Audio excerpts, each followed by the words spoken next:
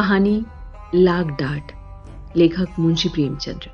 जोखू भगत और बेचन चौधरी में 3 पीढ़ियों से अदावत चली आ रही थी। कुछ डांड मेड़ का झगड़ा था। उनके परदादों में कई बार खून खच्चर हुआ। बापों के समय से मुकदमेबाजी शुरू हुई। दोनों कई बार हाई कोर्ट तक गए। लड़कों के समय में संग्राम की भीषणता और बढ़ी, यहां तक कि दोनों ही अशक्त हो गए। पहले दोनों इसी गांव में आधे आधे के हिस्सेदार थे। अब उनके पास झगड़े वाले खेत को छोड़कर 1 अंगुल जमीन ना थी। भूमि गई, धन गया, मान मर्यादा गई, लेकिन वो विवाद ज्यों का त्यों बना रहा। हाईकोर्ट के धुरंधर नीतिज्ञ एक मामूली सा झगड़ा तय ना कर सके। इन दोनों सज्जनों ने गांव को 2 विरोधी दलों में विभक्त कर दिया था। एक दल की भंगबूटी चौधरी के द्वार पर जनती, तो दूसरे दल के चरस गांजे के दम भगत के द्वार पर लगते थे। स्त्रियों और बालकों के भी 2 दल हो गए थे। यहाँ तक कि दोनों सज्जनों के सामाजिक और धार्मिक विचारों में भी विभाजक रेखा खिंची हुई थी। चौधरी कपड़े पहने सत्तू खा लेते और भगत को ढोंगी कहते। भगत बिना कपड़े उतारे पानी भी ना पीते और चौधरी को भ्रष्ट बतलाते। भगत सनातन धर्मी बने तो चौधरी ने आर्य समाज का आश्रय लिया। जिस बजाज पंसारी या कुंजड़े से चौधरी सौदे लेते, उसकी ओर भगत जी ताकना भी पाप समझते थे। और भगत जी की हलवाई की मिठाइयाँ, उनके ग्वाले का दूध और तेली का तेल चौधरी के लिए त्याज्य थे। यहाँ तक कि उनकी आरोग्यता के सिद्धांतों में भी भिन्नता थी। भगत जी वैद्यक के कायल थे, चौधरी यूनानी प्रथा के मानने वाले। दोनों चाहे रोग से मर जाते पर अपने सिद्धांतों को ना तोड़ते।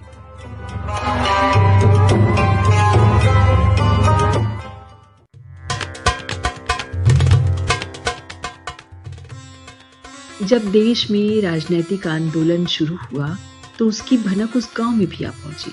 चौधरी ने आंदोलन का पक्ष लिया, भगत उसके विपक्षी हो गए। एक सज्जन ने आकर गांव में किसान सभा खोली।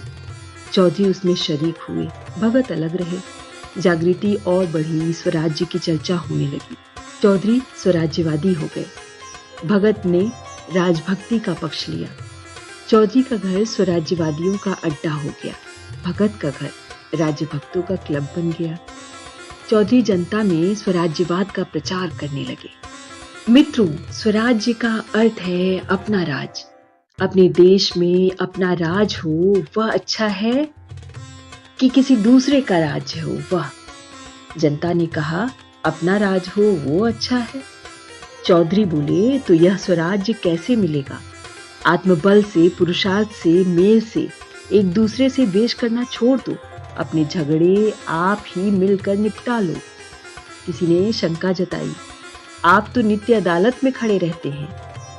चौधरी बोले, हाँ, पर आज से मैं अदालत जाऊं तो मुझे गौ हत्या का पाप लगे। तुम्हें चाहिए कि तुम अपनी गाढ़ी कमाई अपने बाल बच्चों को खिलाओ और बचे तो परोपकार में लगाओ। वकील मुख्तरों की जेब क्यों भरते हो? थानेदार को घूस क्यों देते हो? अमलों की चिरौरी क्यों करते हो? पहले हमारे लड़के अपने धर्म की शिक्षा पाते थे, वह सदाचारी, त्यागी, पुरुषार्थी बनते थे। अब वह विदेशी मदरसों में पढ़कर चाकरी करते हैं, घूस खाते हैं, शौक करते हैं, अपने देवताओं और पितरों की निंदा करते हैं, सिगरेट पीते हैं, साल बनाते हैं और हाकिमों की गोड़धरिया करते हैं। क्या यह हमारा कर्तव्य नहीं कि हम अपने बालकों को धर्मानुसार शिक्षा दें? जनता, चंदा करके पाठशाला खोलनी चाहिए। चौधरी, हम पहले मदिरा का छूना पाप समझते थे, अब गांव-गांव और गली-गली में मदिरा की दुकानें हैं। हम अपनी गाढ़ी कमाई के करोड़ों रुपए गांजे शराब में उड़ा देते हैं। जनता, जो दारू भांग पिए उसे डांट लगानी चाहिए। चौधरी, हमारे दादा बाबा छोटे बड़े सब गाढ़ा गाजी पहनते थे। हमारी दादियां नानियां चरखा काटा करती थी। सब धन देश में रहता था।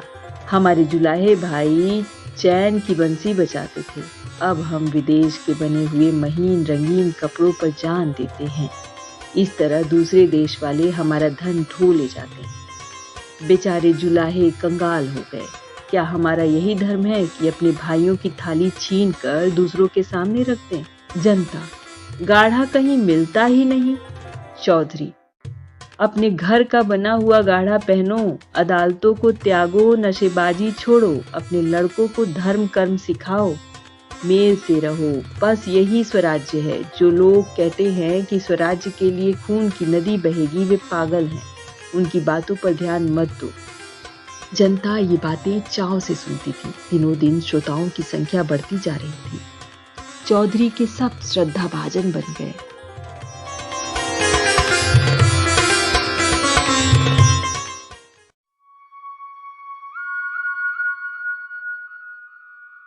भगत जी भी राजभक्ति का उपदेश करने लगे। भाइयों, राजा का काम राज करना और प्रजा का काम उसकी आज्ञा का पालन करना है। इसी को राजभक्ति कहते हैं और हमारे धार्मिक ग्रंथों में हमें इसी राजभक्ति की शिक्षा दी गई है। राजा ईश्वर का प्रतिनिधि है, उसकी आज्ञा के विरुद्ध चलना महान पातक है। राजविमुख प्राणी नरक का भागी होता है। किसी ने शंका जताई, राजा को भी तो अपने धर्म का पालन करना चाहिए। दूसरी शंका, हमारे राजा तो नाम के हैं, असली राजा तो विलायत के बनिए महाजन हैं। तीसरी शंका, बनिए धन कमाना जानते हैं, राज करना क्या जाने। भगत जी बोले, लोग तुम्हें शिक्षा देते हैं कि अदालतों में मत जाओ, पंचायतों में मुकदमे ले जाओ, लेकिन ऐसे पंच कहाँ हैं जो सच्चा न्याय करें, दूध का दूध और पानी का पानी कर दे। यहाँ मुंह देखी बातें होंगी। जिनका कुछ दबाव है उनकी जीत होगी, जिनका कुछ दबाव नहीं है वह बेचारे मारे जाएंगे। अदालतों में सब कार्रवाई कानून पर होती है। वहां छोटे बड़े सब बराबर हैं। शेर बकरी एक घाट पर पानी पीते हैं। किसी ने शंका जताई, अदालतों का न्याय कहने ही को है। जिसके पास बने हुए गवाह और दांव पेच खेले हुए वकील होते हैं ना, उसी की जीत होती है। झूठे सच्चे की परख कौन करता है? हाँ, हैरानी अलबत्ता होती है। भगत जी ने कहा जाता है कि विदेशी चीजों का व्यवहार मत करो, यह गरीबों के साथ घोर अन्याय है। हमको बाजार में जो चीज सस्ती और अच्छी मिले वह लेनी चाहिए, चाहे स्वदेशी हो या विदेशी। हमारा पैसा सेंत में थोड़ी ना आता है कि उसे रद्दी भद्दी स्वदेशी चीजों पर फेंके। एक शंका, अपने देश में तो रहता है, दूसरों के हाथ में तो नहीं जाता। दूसरी शंका, अपने घर में अच्छा खाना ना मिले तो क्या विजातियों के घर का अच्छा भोजन खाने लगेंगे?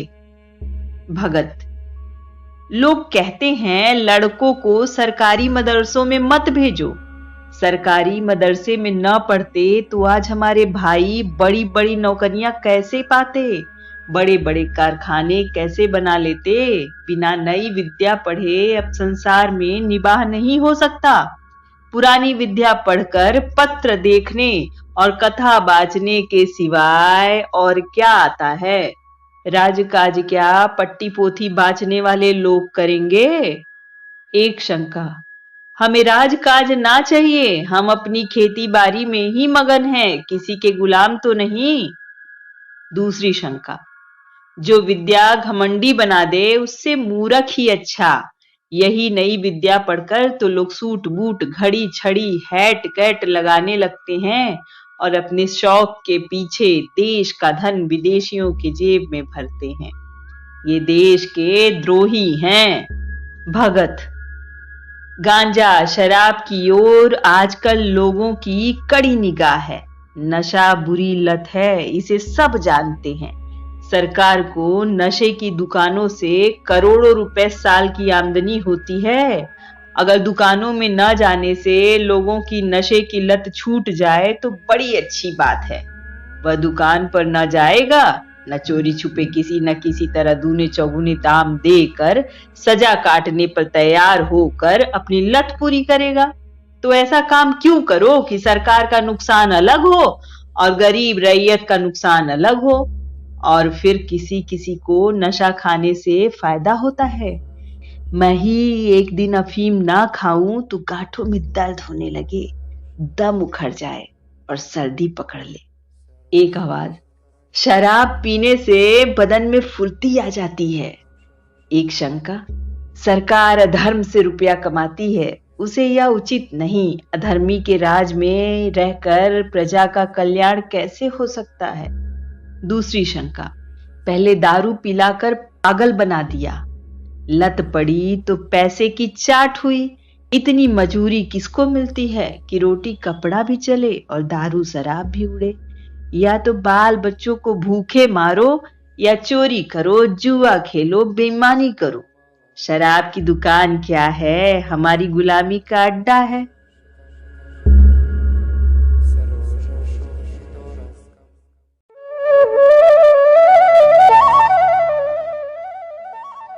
चौधरी के उपदेश सुनने के लिए जनता टूटती थी। लोगों को खड़े होने की जगह ना मिलती। दिनों दिन चौधरी का मान बढ़ने लगा। उनके यहाँ नित्य पंचायतों की राष्ट्रोन्नति की चर्चा रहती। जनता को इन बातों में बड़ा आनंद और उत्साह होता। उनके राजनीतिक ज्ञान की वृद्धि होती। वह अपना गौरव और महत्व समझने लगे। उन्हें अपनी सत्ता का अनुभव होने लगा। निरंकुशता और अन्याय पर अब उनकी त्योरियां चढ़ने लगी। उन्हें स्वतंत्रता का स्वाद मिला। घर की रुई, घर का सूत, घर का कपड़ा, घर का भोजन, घर की अदालत, न पुलिस का भय, न अमला की खुशामद। सुख शांति से जीवन व्यतीत करने लगे। कितनों ही ने नशेबाजी छोड़ दी और सद्भाव की एक लहर सी दौड़ने लगी। लेकिन भगत जी इतने भाग्यशाली न थे। जनता को दिनों दिन उनके उपदेशों से अरुचि होती जाती थी। यहां तक कि बहुधा उनके श्रोताओं में पटवारी, चौकीदार, मुदर्रिस और इन्हीं कर्मचारियों के मित्रों के अतिरिक्त और कोई ना होता था। कभी कभी बड़े हाकिम भी आ निकलते और भगत जी का बड़ा आदर सत्कार करते। जरा देर के लिए भगत जी के आंसू पुछ जाते, लेकिन क्षण भर का सम्मान आठों पहर के अपमान की बराबरी कैसे करता? जिधर निकल जाते उधर ही उंगलियां उठने लगती। कोई कहता खुशामदी टट्टू है, कोई कहता खुफिया पुलिस का भेदी है। भगत जी अपने प्रतिद्वंदी की बड़ाई और अपनी लोक निंदा पर दांत पीस पीस कर रह जाते थे।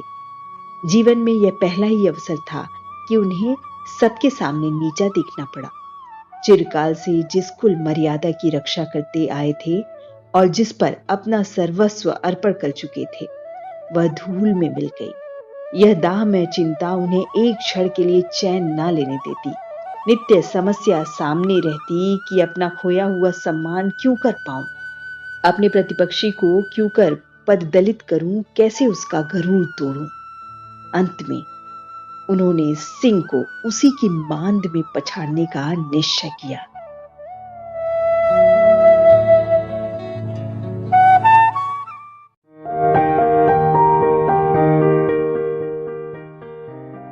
संध्या का समय था। चौधरी के द्वार पर एक बड़ी सभा हो रही थी। आसपास के गांवों के किसान भी आ गए। हजारों आदमियों की भीड़ थी। चौधरी उन्हें स्वराज्य विषयक उपदेश दे रहे थे। बार बार भारत माता की जय जयकार की ध्वनि उठती थी। एक और स्त्रियों का जमाव था। चौधरी ने अपना उपदेश समाप्त किया और अपनी जगह पर बैठे स्वयं सेवकों ने स्वराज्य फंड के लिए चंदा जमा करना शुरू किया। कितने में भगत जी ना जाने किधर से लपके हुए आए और श्रोताओं के सामने खड़े होकर उच्च स्वर से बोले, भाइयों, मुझे यहां देखकर अचरज मत करो। मैं स्वराज्य का विरोधी नहीं हूं। ऐसा पतित कौन प्राणी होगा जो स्वराज्य का निंदक हो, लेकिन इसके प्राप्त करने का वह उपाय नहीं जो चौधरी ने बताया है और जिस पर तुम लोग लट्टू हो रहे हो। जब आपस में फूट और रार है तो पंचायतों से क्या होगा? जब विलासिता का भूत सिर पर सवार है तो नशा कैसे छूटेगा?